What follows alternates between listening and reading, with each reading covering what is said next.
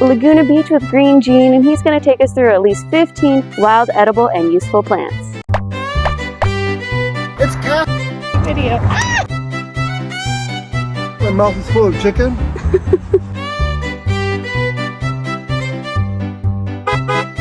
Green Jean, Laguna Beach.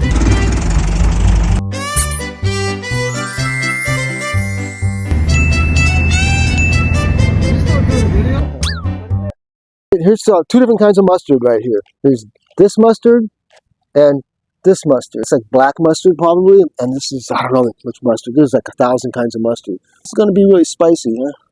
The other needs to be better. No, tastes like mustard. And this one, they taste about the same, but they're both different, two different kinds of mustards. And, you know, if you want to spice up your salad, you could throw some in there, a lot of vitamin A. Oh, and also, like here, this is mustard, and I like to eat the flowers sometimes. 4 petals.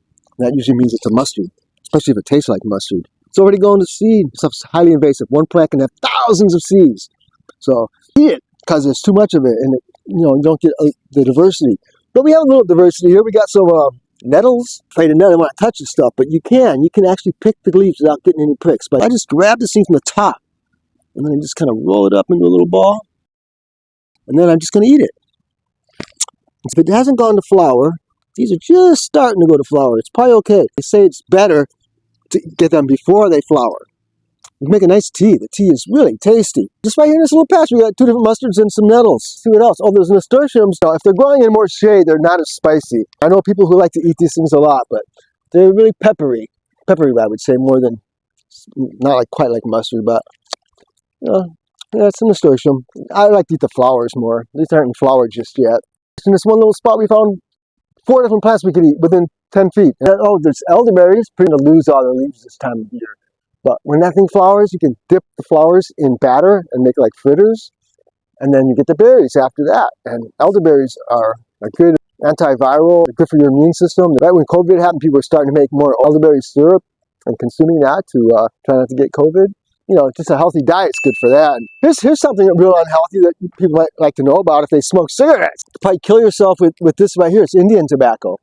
It's Nicotiana, like nicotine, Nicotiana glauca. It's from Peru, actually. These things start out with really big leaves when they first come up, and then as they grow bigger, they get smaller and smaller leaves, and more concentrated and more deadly. You could probably use it to make an insecticide. Oh, there's sour grass. Everybody knows about sour grass, right? No. Oh, well, this stuff tastes just like lemon. I heard the pioneers used to make like a rhubarb pie out of it. It just tastes like lemon. It's kind of, very mild. Has a nice little bit of a lemony flavor to it. You're not supposed to eat too much of it, though, because of oxalic acid, which binds with calcium. But people eat a lot of it. I'd just be careful with it. You don't eat too much. This Catalina cherry doesn't have any fruit on it now, but it gets cherries. You can eat the cherries, but there's mostly pit. There's milk thistle. If you wanted to, you could cut around all the spines and eat the leaf in the middle. Or just throw a little piece in your salad just to sample it and have something different. You could do that. Hey, here's something. Wild lettuce. This is one of the wild lettuces. I'm going to eat it. That's pretty good. That's the wild lettuce. You want some? Sure. That's a good one. Oh, here, wild spinach. Stuff's pretty salty. It's called wild spinach, or New Zealand spinach, people call it. Now let's try younger leaf. Let's see. Not too bad. I could eat that. What do you think? Yeah, it's not too bad. Yeah, that's pretty good. I'll eat another leaf. Well, we're doing pretty good. We might come across a half a dozen edible little weeds. But let's go right over there. I see some stuff right across the street. Well, here's some mallow greens. This is a mallow. There's a big patch of it over there. Let's go look at the big patch. See all these mallow greens? I've fed pots full. I've steamed up pots full of these greens. Kids love them. I mean, children will eat these. They're that good. You want to look at it kind of closely because these are good right here. You can steam these up. They're fine. These are whole leaves, no marks on them. When they get a little bit older, if something's eating this one, you can see also they tend to get these little spots on them if you look closely. We can show you what it looks like when they're too old. There's a lot of mallows coming up. They're very common. They're just everywhere. You could definitely, and this time of year, you could have these for greens very easily. See, these are starting to get pretty old. They're starting to turn yellow, and they're not so good anymore. See how these are getting spots all over? Here we go. See all those spots? All those yellow, orange spots? So that happens to mallows. They get all this stuff covered in that stuff. Then they're no good anymore for the leaves. But in another several weeks, you'll start to get little cheese rounds. That's what they call cheeseweed, is another name for it. Because the seeds look like little cheese rounds. You know what cheese rounds look like? And they're pretty darn good. You can just throw them in your salad. These don't have the cheese rounds yet. This is another plant that you can steam up, stir fry, but I've never tried it. It's called herringbill. It looks kind of almost like to some people it looks like a carrot leaf maybe, but I don't know. Herringbill or storkbill. Those aren't bananas. A lot of people think those are bananas, but those are bird of paradise. This is one of those seeds. This one's early. This is a little cheese round. I like to peel back the paper myself. I think some people eat that part, and I just like take that little thing and you can throw them in your salad, make it interesting, a little crunch, or you can just eat it by itself. Yeah, it's really pretty good. Let's go pick the cactus fruit. If you are loving this video, take 1 minute to support our content. Click the link down below to give your most generous donation through PayPal or Venmo. We hope to keep bringing you this amazing educational content completely free of charge. And we so appreciate your generous support in making it happen. Now, if you haven't already, make sure you give us a like, thumbs up, share this video with someone who might love it too. Follow, subscribe, and turn on your post notifications to get updated about our future posts and events that we may be holding locally. Now, back to the video. There's one right there, and there's one over there. And there's one over there. And there's one over there. I was up here a while back when there was even more. This thing was covered. There was like 1, 2, 3. There was like several just on this piece here. And several on this one. And there was quite a few. And I picked a lot of them, but I didn't pick all of them because I want other people to have some. But no one's picking them. So people are afraid of them. All you have to do, when you're in a place like this where there's a building nearby and we have irrigation, you just take a hose and you hit it with a jet stream to knock all the glycods off. Not the spines, but the glycods, which are really tiny little hairs that can get in your skin, and they're pretty annoying. They can even get in your lip and your tongue and what all. So shoot them off with a jet stream, or some people like to burn them off. Once you've done that, they're easier to handle. Ah, that was a spine, not a glycod. So here we go. Now that I've done that, it's easier. See these little spots all over it? That's where the glycods come out. And I got a lot of them off, so I'm just going to look for kind of a clean spot and just put my finger on there and just take this thing off. I could use like tongs, you know, like those things you grab hamburgers and hot dogs with. Here we go. It's a nice big one. Look how big this is. Now it's broken open, so sometimes you can do it and it doesn't even break open on the bottom. That's nice because then it'll last longer. But now that I've got it, I'm going to clean it off even better with more water under the faucet probably, or you could burn them off. And then I'm going to cut through this thing, and there's a lot of pulp in there on the outside. It's really tasty. Inside the pulp is it's juicy and a bunch of seeds. Now just spit the seeds out, or strain them out if you get a lot of them. This is going to be a delight. It's so tasty and highly nutritious as well. So some chickweed. Cool, cool, cool. Right here. This is the chickweed. If you look at the little white flowers, once it starts flowering though, it also starts getting kind of stringy. So you want to try to catch this stuff before it starts flowering. You can find a lot of this in shady nooks here and there at this time of year.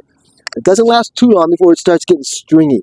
But people eat this raw. I used to steam potfuls of this stuff and just eat it like spinach, like just, you know, a cupful of it. I mean, a cup of steamed greens, you know. And it's not bad. It tastes like good greenery. Some of this stuff takes getting used to because, you know, we're all used to what we buy in the store. But this stuff also used to be eaten a lot in days past. You want to try some? Sure. Do you eat the whole? I like the leaves mostly.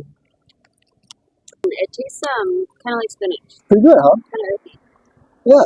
Here's a plant that's related to dandelions under here, Saunchus or a sow thistle. And if you get the younger leaves, they're going to taste better. Here you go. You can put these in your salad too. They're slightly bitter, like endive or something.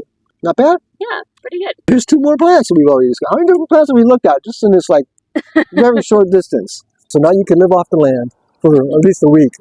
Up there, yeah. See the toyon berries up there? Look at them all.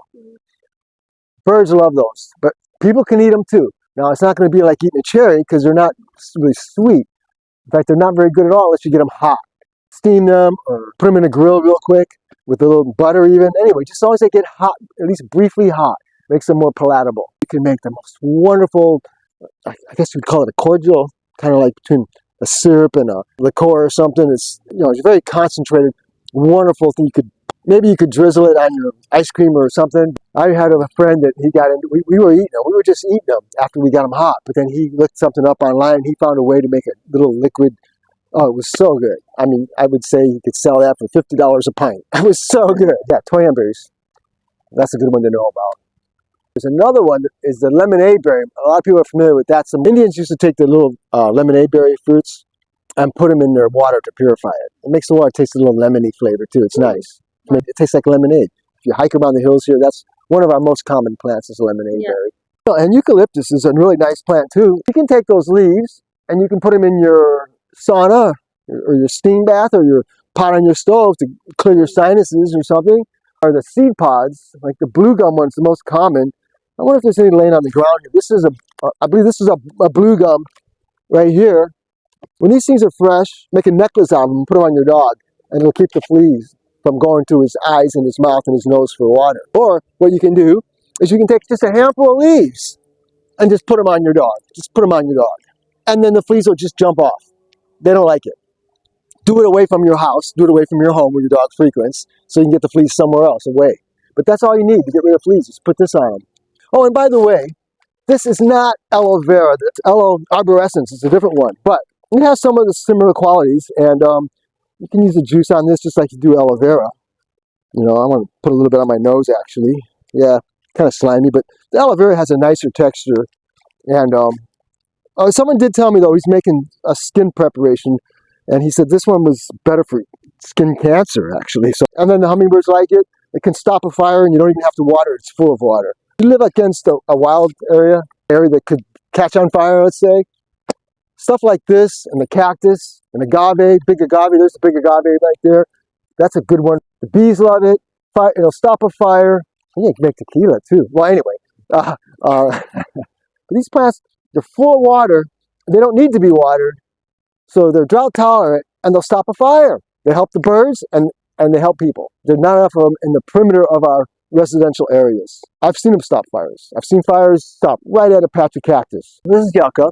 This one is more useful than a lot of other yuccas because it's within reach. You want them to be within reach so you can get to the flowers because the flower stalk is full of flowers. The petals are thick and juicy, and one inflorescence, one stalk, can probably be enough to make half a dozen omelets packed with the petals. Or you can just put them on the side in the skillet. It's better to get them hot.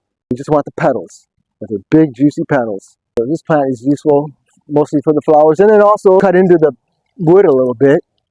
Well, it's sudsy. You can actually use it to wash, to clean. You can shampoo or wash your hands or whatever. You know, you might get a little fiber, but you can comb that out or rinse it off. Actually, it's a good soap plant because it's so easy to grow. It doesn't need water. This is one of those plants that can help stop a fire. It's a good fire preventer or stopper, a good food source, and a good soap source. What is it? This is wild cucumber, they call it. Yeah. Well, it's just this rampant plant. It's a native species, and it just tends to climb all over everything. By midsummer, it'll just suffocate stuff, and then you end up with, and when it dies back in the winter, this one seems to be really happy in its winter, so it's supposed to die back in the winter. It makes a fruit that's really prickly, but you peel the skin off, and then underneath that skin is like a mini loofah sponge. You can like scrub yourself with it. I think you could also use them for ornamental purposes at Christmas. Thank you for watching our first spontaneous episode of Nature Lore and Gardening Tips with Green Jean. Make sure to give us a thumbs up and comment down below what you want to see us do in our next video. Thank you. Thanks for watching. This is my friend that's helping me out here. I'm so happy that she knows how to do this kind of stuff so I can share this information, get everybody more connected to the natural world. So eat some of that stuff. You got to get used to it because someday you might have to rely on it.